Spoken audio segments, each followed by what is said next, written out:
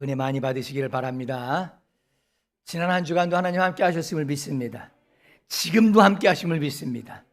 오늘도 말씀 가운데 주님의 임재를 경험하시기를 바라고, 말씀이 그대로 내 삶에 이루어졌다고 하는 능력을 경험하시기를 주님의 이름으로 축복합니다. 지난주부터 신약에 대해서 말씀을 전해드렸어요. 근데 저는 하나 참 정말 감사한 게 있어요. 여러분은 어떻게 보실지 모르지만 저는 그래요. 제 자신이. 지금도 말씀을 전하기 위해서 준비할 때 옛날에 들었던 말씀, 작년, 재작년 또 옛날에 설교했던 그 말씀, 그거에 의지하지 않고 오늘도 새롭게 은혜를 주시는 것 전 너무 감사해요. 여러분 그만 모르시지요? 제가 요즘 한동안 이게 뭘 잘 못 먹어서 힘들었다가요, 요즘 조금 밥 먹기 시작하니까 밥이 얼마나 맛있는지 몰라요. 밥이 꿀맛이라는 말을 알겠어요. 꿀맛이라는 말이 무슨 말인지 알겠어요. 이 말씀이요, 정말 그런 거 있지요. 새로워 또 새롭고 새로워요. 꿀맛인 거 있지요. 꿀맛. 제가 학교에서 배운 거 그걸 어떻게 종합해서 전하는 것이 아니고, 말씀을 전하기 위해서 읽고 기도하고 연구하다가 새 은혜를 주시는 거에 대해서 너무나 감사하고, 전하기 전에 제가 은혜 받고 전하는 거에 대해서 내가 또 하나님이 축복하심이 너무 행복하고 그렇습니다. 여러분이 어떻게 보시든 저는 그렇습니다. 그러면서 말씀이 준비하는 것이 부담이 되거나 짐이 아니라 오늘 또 어떤 말씀을 주실까에 대한 기대감이 와요. 야, 하나님 또 오늘 이 한 주간 나를 어떻게 인도하실까? 그런 기대감이 와요. 참 너무너무 좋아요.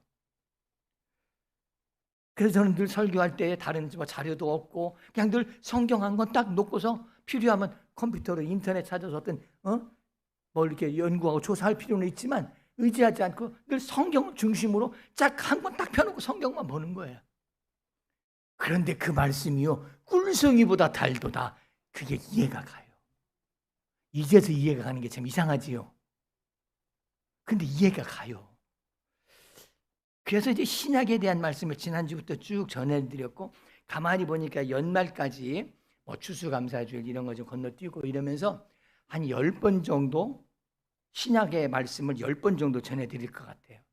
근데 구약도 그렇고 올 1년도 시간 주님 주시는 은혜가 너무너무 감사하고 제 나름대로 너무너무 행복하고 좋아서 하나 좀 이걸 만들었어요. 그래서 어젯밤에도 결론을 어떻게 내려야 되나 하다가 몇 주 전부터 곰곰이 기도하고, 이 말씀을 전한 걸로 끝이 아니고 성도들이 1시간 들은 걸로 끝이 아니라 이 말씀이 같이 하겠습니다. 하나님의 말씀이 내 양식이 되었습니다. 하나님의 말씀이 내 삶이 되었습니다. 그렇게 되기를 원하는 마음으로 한 번 전하고 끝난 게 너무 아깝고, 또 제게 주신 그 역사하심과 인도하심이 너무나 그걸로 머무는 것이 안타까워서 어떻게 해야 될까 하다가 12월 18일 날 드디어 주일 안예배는 말씀 축제 예배로 드리겠습니다.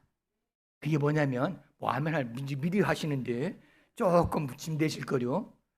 올 1년 동안 설교 들은 내용에 은혜 받은 것을 정리해 보세요, 한번. 그리고 그날은 숨김없이 나오셔서 간증 맘 놓고 하시도록. 말씀에 은혜 받은 거, 아니 목사님 머리 빛난 거 가지고 은혜 받은 거 하지 말고 말씀에 은혜 받은 거. 올해 말씀 난 이런 듣다가 이걸 깨달았어요. 올해 말씀 듣다가 하나님이 이렇게 인도해 주신 걸 다시 깨닫고 감사하게 됐어요. 말씀에 아멘 했더니 하나님이 응답하셨어요. 올 1년 동안 하나님이 역사하신 거. 왜요? 저는 올 1년 동안 그만큼 뜨겁게 말씀을 준비해서 전해드렸어요. 그래서 올 1년 동안 하나님의 말씀이 어떻게 여러분 가운데 역사하시는지 우리가 한번 열어보자고요. 문을 열어보자고요. 그냥 마음속에만 나 은혜 받았어, 그래 말이야 그때 그랬지, 그걸로 끝이 아니고 말씀이 내 삶이 되고 양식이 되도록, 간증거리가 되도록. 그래서 올 1년 동안 말씀에 은혜 받은 걸 한번 여러분 곰곰이 생각해 보세요. 그리고 할 수 있거든 그날 간증하시는 시간 좀 갖도록 하겠습니다. 두 번째, 그날 또 할 것이 있는데, 그날 이제 올 1년 동안 이렇게 범위를 넓혀놓으면 아예 일찌감치 초장에 포기할 것 같아서 제가 마음이 여려. 그래서 지난주부터 전해드린 신약 내용, 오늘 두 번째 시간이고요. 앞으로 한 10번쯤 될 텐데 10번이나 11번 되는 이 신약 전해드린 설교 내용을 가지고 그 주간, 그 주일날은 퀴즈를 하겠습니다. 퀴즈 대회. 그러니까 설교 잘 드시라고, 잘 들으시라고. 오늘 설교가 그날 퀴즈에 정답이 있을 수 있어요. 그러니까 말씀 잘 들으시고 은혜도 받으시고 그날 퀴즈를 통해서 상도 받으시고 복도 받으시기를 주님의 이름으로 축복합니다. 그래서 12월 18일 날은 말씀 축제 예배를 드리겠습니다. 그래서 이제 우리 사역자들이 이제 이런 중심이 돼서 이런 준비를 하겠습니다만은 지난주 이번 주에 실시간으로 중계했던 예배 중계는 다음 주부터는 중지하도록 하겠습니다. 이제 500명 이하로 떨어졌습니다. 코로나가 500명, 1000명이 아니라 500명 이하로 떨어졌어요. 그래서 약속 드린 대로 중계는 이제 하지 않도록 하겠습니다. 그리고 지난주 이번 주 중계에 나간 이 예배 실황은 다시 편집해서 여러분이 주중에 얼마든지 쉽게 보실 수 있도록 설교만 다시 올리도록 하겠습니다. 접근성이 좋도록 설교만 올려서 지난주부터 앞으로 신약 10번 정도 전해드리는 이 말씀을 집에서 반복해서 또 들으시고 또 들으셔서 또 은혜 받으시기를 바라고, 은혜 받으시라고 제가 지금 하는 거예요. 말씀에 은혜 받으시기를 바라고, 말씀이 그냥 한번 듣고 끝나는 연설이 아니라 말씀이 내 삶의 방패가 되고 나침반이 되고 내 삶에 이루어지는 축복이 될 수 있도록 그 말씀을 한번 꼭 점검해 보시고 은혜 받으시기를 바랍니다. 그래서 그렇게 지금 우리가 좀 정리하고 다시 재점검하려고 준비하는데, 그렇게까지 하는 이유는 뭐냐? 여러분 모두 동참해 달라는 거예요. 필요한 거 적으시기도 하고 또 아니면 유튜브 다시 집에 가서 들으시기도 하고, 그리고 그동안에는 화요일 날 설교가 올라갔는데 주일 날 오후에 올라가도록, 주일날 굉장히 벅차지만 우리 송전사님 굉장히 벅차겠지만 주일 날 오후에 이 설교 편집한 걸 그대로 빨리빨리 올릴 수 있도록, 그래서 한 주간 내에 계속 그 말씀을 얼마든지 반복해서 보실 수 있도록, 들으실 수 있도록 그렇게 하겠습니다. 이 기간 동안에는. 그래서 우리 사역자들도 수고해 주시기를 바라고, 여러분 함께 참여하셔서 말씀의 은혜 많이 받는 기간이 되시기를 간절히 바랍니다. 같이 하겠습니다. 말씀이 축제가 되는 예배, 그렇게 되길 바랍니다. 말씀이 그냥 지나가는 이론이 아니라 축제가 되고 기쁨이 되고 말씀이 열매 맺고 능력이 되는 그런 예배가 될 수 있기를 간절히 원합니다. 자, 그래서 이제 오늘도 그런 의미에서 잘 귀 기울여 은혜 받으시길 바라는데, 지난주부터 마태복음, 오늘 이제 마가복음, 내일 다음 주에 이제 누가복음 그렇게 드려요. 그래서 신약은 마태복음부터 시작하잖아요. 마태복음, 그 다음에 마가복음, 누가복음, 요한복음. 그래서 이 사복음으로 시작하는데 이 네 가지의 공통점이 뭔가요? 마태복음, 마가복음, 누가복음, 요한복음. 쉽게 복음, 마태 복음, 누가 복음, 마가 복음, 요한 복음자가 다 들어가 있다는 거예요. 다 복음자가. 이 복음자는요 신약에만 들어가 있어요. 구약에는 안 나와요. 구약에는 좋은 소식 이런 말이 있어도 복음이라는 단어는 이따가 설명드리겠습니다만 신약에만 나와요. 자, 그런데 이 사복음서의 내용의 공통점은 뭐냐? 단어의 공통점은 복음이라고 하는 거고, 그 내용의 공통점은 예수님이에요. 예수님에 대하여 전한 책이에요. 예수님에 대하여. 자, 그러면 결론은 간단해요. 누가 복음입니까? 예수님이 우리의 복음인 거예요. 복음은 기쁜 소식이에요.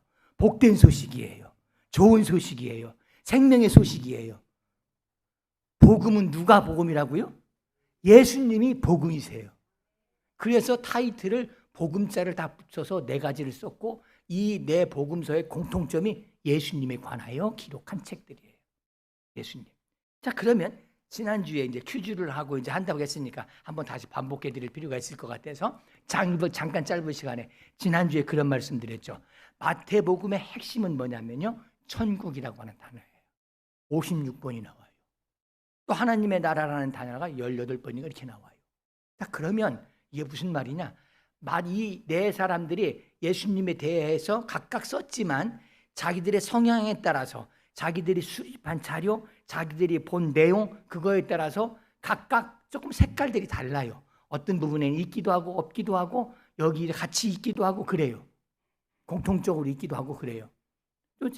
그 저자에 따라서 좀 색깔이 다르기도 해요. 그래서 마태복음은 어떤 색깔을 가지고 있냐? 그의 관심은 천국이에요. 별소리 다 해도 천국 그 내용을 찾아보고 싶으면 어디를 찾아보면 나와요? 마태복음을 찾아보면 나와요. 왜? 다 마태복음에 나오거든. 천국이라는 단어는.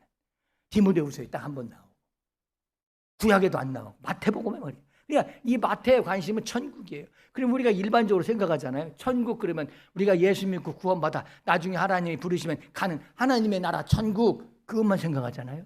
근데 성경을 종합해 보면 그렇지 않아요. 천국은 여기 있다 저기 있다고 할 것이 아니고 너희 마음에 있느니라. 아니 우리가 하나님의 나라가 우리 마음에 있다고 말씀하시는데 아니 천국은 저 나라에만 있는 줄 알았더니 우리 마음에 있다. 예수님 믿으면 다 하나님 나라에 가요. 천국에 가요. 근데 예수 믿으면서도 우리의 마음이 천국이 이루어져서 천국을 살아가는 사람이 있고 그렇지 못한 사람이 있다는 거예요. 이왕이 할 수 있거든 예수님 믿고 구원받아 하나님의 나라 천국 가는 거 아멘입니다. 그러나 저는 바랍니다. 이 땅에서도 하나님의 나라를 살아가게 되기를 주님의 이름으로 축복합니다. 그게 성경이 말하는 하나님의 나라와 천국의 연관성이에요.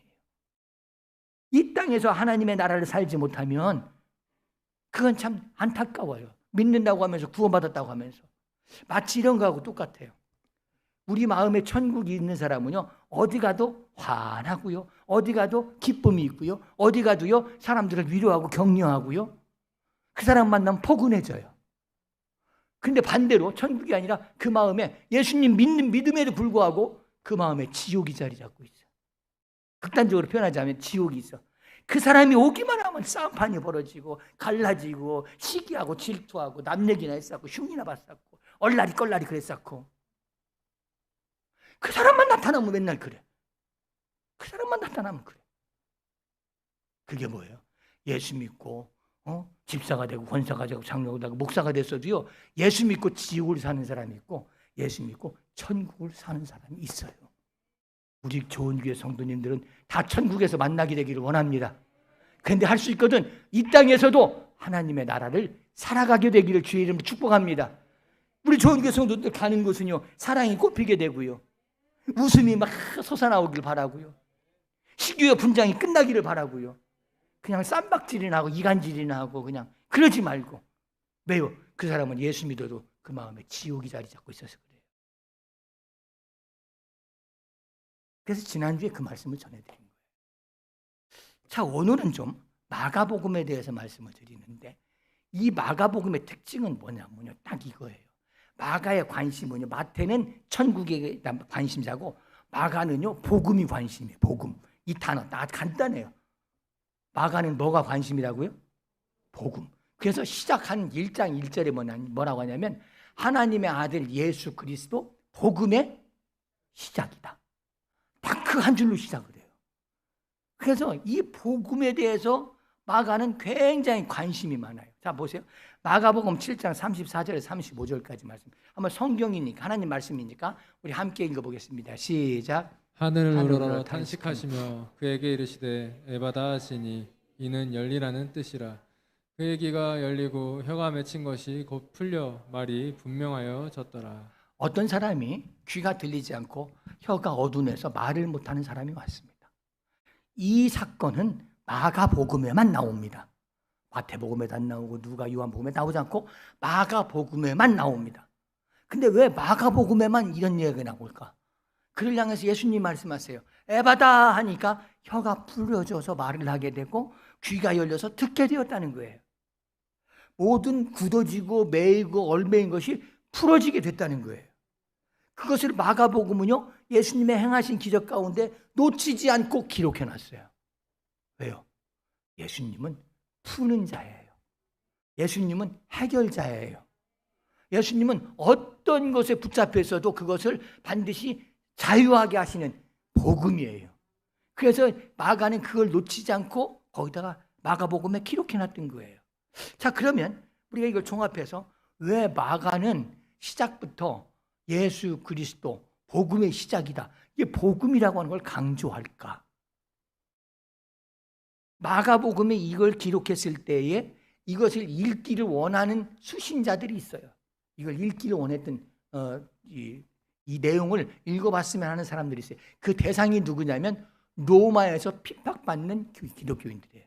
로마에서 이런 일이 있었어요. 우리가 마치 이런 거 하잖아요. 우리가 신앙생활 하다 보면요, 이런 시대에 신앙생활 하는 것도 어렵지만 다시는 신앙생활 하는 것 때문에 더 억울한 일 당하는 거 많이 있어요. 교회 다니는 것 때문에 따지지도 못하고 때로는 참고 넘어가야 돼. 안 믿는 사람 같으면 확 엎어보기라도 하는데, 야, 꼭 그 사람들은 꼭 그래. 너 교회 다니는 사람이 왜 그러냐? 또 그러네. 그러니까 엎어치지도 못하고, 그게 막 억울하게 막 더 마음만 속상하고 더 억울하게 당할 수 있어요. 더 속상하고 억울할 수 있어요. 마치 로마에 있는 기독교인들이 그랬던 거예요. 로마에 역사적으로요, AD 64년 7월 18일, AD 64년 7월 18일 날 로마에 대화재가 일어났습니다. 그래서 역사 자료에 보면 로마의 50%가 불탔다는 거예요. 50% 정도가 로마가 불탔어요. 근데 그때 당시에 황제가 누구냐면 네로라고 하는 사람이에요. 이 사람은 대상으로 영화가 많이 나와 있어요. 왜? 아주 천하의 잔인한 자의 대표 상징이 네로예요. 네로. 아주 극악무도한 자예요. 아주 잔인해요. 이 사람은요, 또 얼마나 퇴폐적이고 향락적인지 몰라요. 그래서 사람들의 백성의 민심이 흉흉해요. 그러는 참에 로마가 100만 도시였대요. 그때요. 그러니까 지금으로 봐서는 대전 시민보다 조금 부족한 정도? 그런 정도인데 그 당시 고대 도시치고는 엄청난잖아요. 로마. 100만의 그 인구를 가진 그런 고대 도시였는데 거기에 반절이 불이 타버렸어요. 불나가지고. 대화재가 일어났어요. 그래가지고 사람들이 로마를 네로를 향해서 말합니다. 당신이 그렇게 잔인하고 그렇게 퇴폐적이고 향락하고 부패하더니 나라가 이렇게 어려운 꼴 당하니까 그 관심을 돌리려고 당신이 불질렀다고. 당신이 불질렀다고 막 그러니까요. 이게 정치라는 게 그런가 봐요. 옛날이나 지금이나 정치를 잘하려면 뒤집어 씌우기를 잘해야 돼. 정치를 잘하는 건 뒤집어 씌우기를 잘하는 거예요. 막 이제 백성들이 막 당신 네로가 불내게 가지고 장기 집권하려고 불내고 민심을 방향을 바꾸려고 불낸 거 아니냐? 그랬더니 네로가 곰곰이 생각하다가 뒤집어 씌웠어요. 누구한테 뒤집어 씌웠냐? 불이 났는데요. 이상하게 기독교인들이 로마에서도 이방인들과 유대 기독교인들이 사는 지역에만 불똥 하나 튀기지 않았어. 불똥 하나 튀기지 않았어요. 거기 불이 나지 않았어요. 그러니까 이 네로가 딱 좋아. 쟤네들이 불지르고 지를 살아나려고, 지를 세상 만들려고 쟤네들이 불질렀다고 뒤집어 씌웠어요. 그래서 그때부터 로마에 있는 기독교들이요 엄청난 핍박을 받습니다. 엄청 말로도 할 수 없는 핍박을 받아요. 콜로세움 원형 경기장 이렇게 공연한 그것이 안 돼요. 원래 콜로세움은 거기에요 사자를 굶주려 놓고요 문을 열고요 기독교인들 그 속에 집어넣고요 원형 경기장 안에 집어넣고요 사자들이 다 물어 뜯어가지고요 갈기갈기 다 찢겨나가게 만들어요. 기독교인들을 붙잡아다가요 나무에 매달아 놓고요 거기다 기름 붓고요 거기다 불질러서 밤새도록 그 기름이 탐과 동시에 사람의 기름이 다 타는 그 환하게 불 비치는 등불을 만들어 버려요. 사람을 그렇게. 그 자료에 보면은 정말 잔인해요. 그런 핍박과 환난의 시대가 왔어요. 그 정도가 아니에요. 베드로서에 보면요 예수 믿고 기도한다고 붙잡아다가 톱에 켜가지고 잘라서 죽여요. 톱으로 켜서 죽여버려요. 그런 시련과 어려움을 지금 당하고 있는 그런 상황 가운데 있습니다. 자기들이 힘을 모아서 어떻게 탈출해 보려고 안 됩니다. 그 시대와의 그 로마의 핍박을 도망가 보려고 안 됩니다. 길이 없습니다.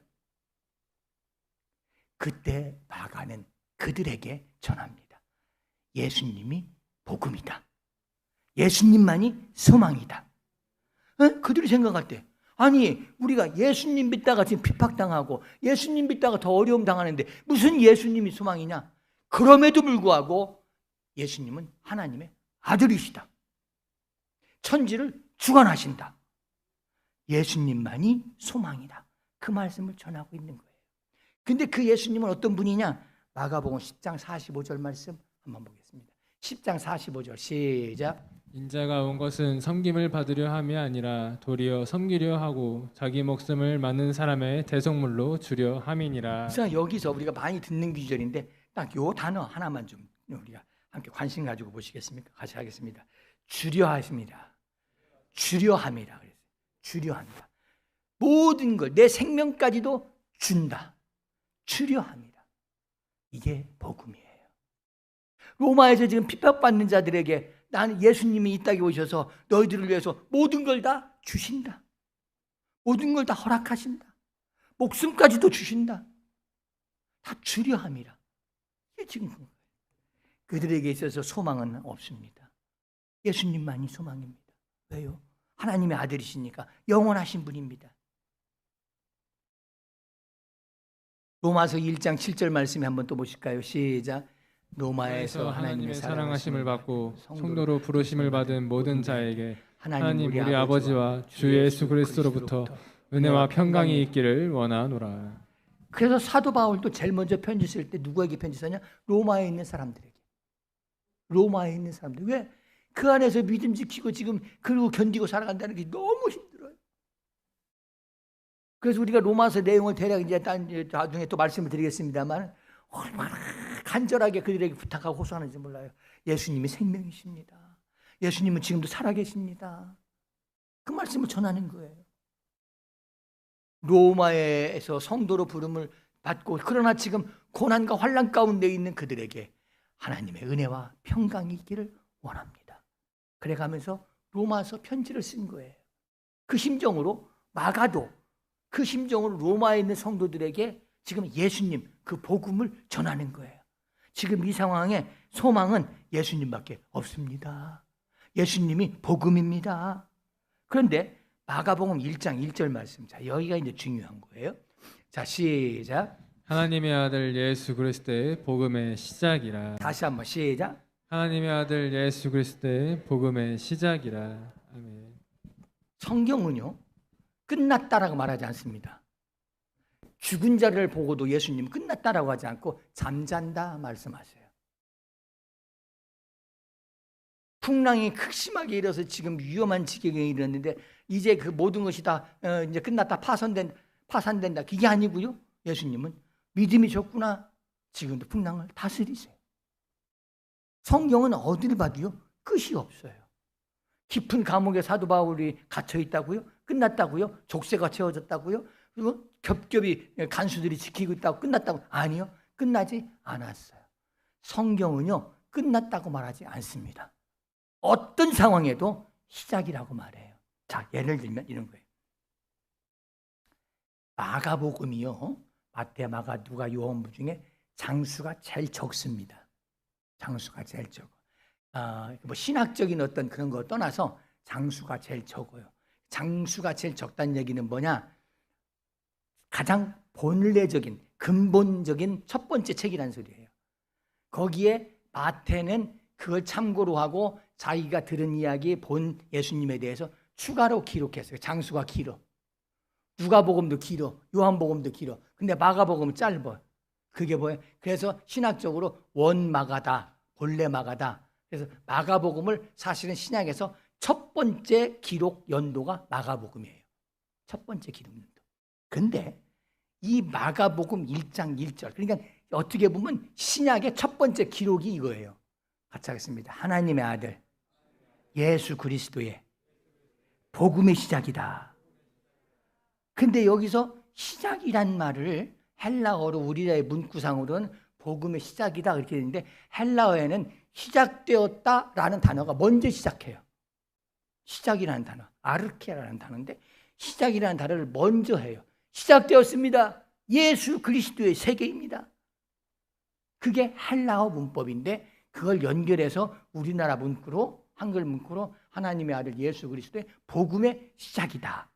그렇게 이제 번역을 한 거죠. 첫 번째 단어는요. 시작, 아르케라는 거예요. 근데 창세기 1장 1절에 태초에 하나님이 천지를 창조하셨다 할 때 태초에라고 하는 이 단어는 뭐 굳이 외울 필요는 없습니다만 브레시트라고 하는 히브리어인데 시작이라는 말을 말해요. 그러니까 태초에 구약의 첫 번째 단어도 시작, 신약의 첫 번째 단어도 시작이라는 뜻이에요. 하나님은요, 늘 새로운 세계를 시작하십니다. 구약의 창세기의 시작이라는 단어를 쓰시면서 하나님의 손 대시니까 온 우주 만물이 창조되었어요. 새로운 세계가 열려졌어요. 구약의 시작이라는 단어로 시작해서 예수 그리스도의 복음이 전파되면서 예수 그리스도의 세계가 시작되었어요. 그래서 구약의 첫 단어, 신약의 첫 단어가요, 시작이라는 단어예요. 브레시트, 아르케라는 이 시작이라는 단어로 시작돼요. 그래서 이게 우리가 이 말씀을 적용해서 믿음을 갖자면 오늘도 주님을 경험하고 오늘도 이 믿음이 여러분에게 복음되기를 바랍니다. 지금 여러분 곤고한 중에 있습니까? 어려운 여건 가운데 있습니까? 환난과 핍박 가운데 있습니까? 예수님을 경험하고 주와 함께 나가는 발걸음은 시작입니다. 역사의 시작입니다. 축복의 시작입니다. 하나님의 능력이 시작됩니다. 또 하나, 이 복음이라고 하는 단어의 언어의 뜻을, 어원을 좀 알면 우리가 좀 좋을 것 같은데, 이 복음이라는 단어가 헬라어에서 쓰여 있는 단어, 그것이 처음 쓰여져 있는 그 배경은 이런 거예요. BC 450년경에 아테네하고 페르시아하고 전쟁이 있었어요. 그게 이제 어디에서 전쟁이 있었냐면 마라톤 평야에서 전쟁이 있었어요. 마라톤 평야 전쟁이 있었는데 아테네가 군사력으로 페르시아를 이길 수가 없어요. 근데 전쟁을 시작했어요. 그 당시에는 페르시아가 온 나라를 다 아주 그냥 통치하던 시대였어요. 강국이에요. 초강국. 이길 수가 없는데 전쟁이 일어났어요. 근데 거기서 기적같이 이겼어요. 그래서 한 병사가 마라톤 평야를 달려와서 소리쳤어요. 유앙켈리온. 우리가 승리했다. 유앙켈리온. 그러니까 그 당시에 헬라 문화니까 이제 로마를 배경으로 했고 페르시아 이제 이런 언어를 배경으로 배경으로 했으니까 유앙켈리온이라는 헬라어예요. 그게. 근데 그가 그렇게 유앙켈리온이라고 소리를. 그게 무슨 말이냐? 우리가 승리했다. 그래서 마라톤 평야 42.195인가요?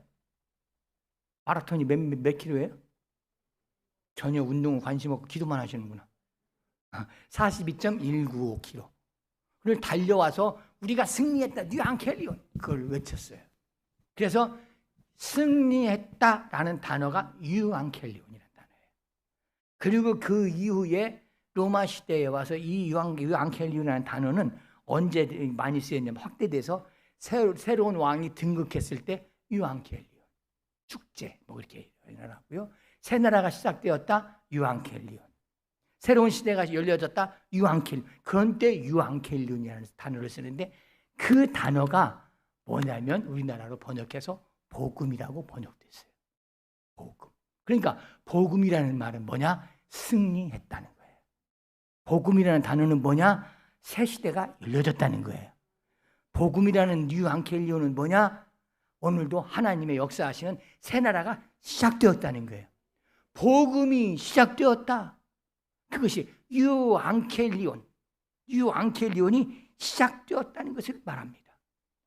저는 오늘 시간 말씀을 맺으면서 로마에 있는 성도들에게 지금 막 사자한테 찢겨 죽고요, 처형당하고요, 그런 아주 쫓겨다니고요. 그러면서 제가 언젠가도 말씀드렸죠.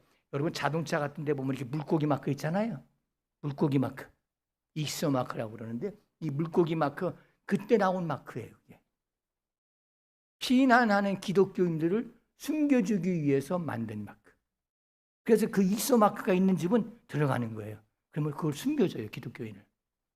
그 마크가 있는 집은 숨겨줘요. 그때 나온 그 물고기 마크였거든요. 이게 얼마나 환란이 심했는지요. 말로 표현할 수 없어요.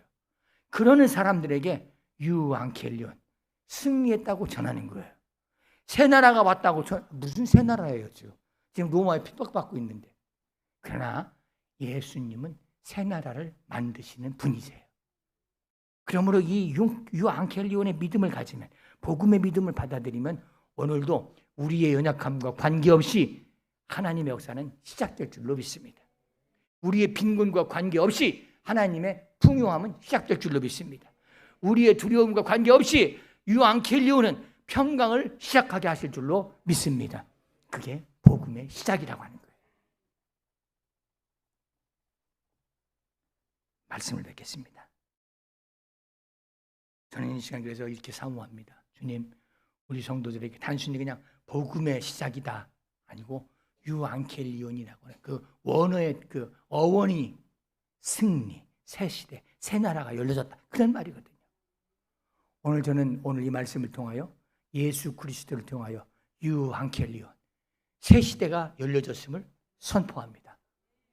새 나라가 열려졌음을 선포합니다. 축복이 시작되었음을 선포합니다. 그게 복음의 시작인 거예요. 기도하겠습니다.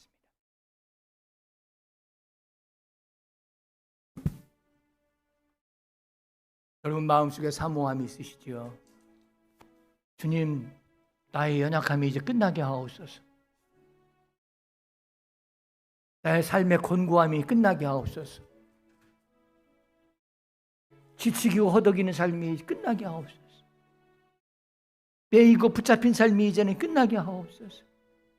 두려움과 공포가 좀 끝나게 하옵소서. 오늘 시간 그 위에 선포하십시오. 유앙켈리온. 예수님은 복음이십니다. 여기는 완료로 선언합니다. 시작되었다. 시작되었다. 오늘도 이 말씀에 믿음을 가지시고 여러분 심령에 그리고 여러분의 삶의 곤고함 속에 선포하십시오. 한번 같이 하겠습니다. 내 삶에 복음이 시작되었으나 기도하시겠습니다. 살아가기 어려운 하루하루의 이 세상 속에서 로마의 핍박 가운데 살아가면서도 믿음 지키기 곤고하고 어렵지만 예수 그리스도 그 복음이 시작되었다. 예수의 복음이 시작되었다.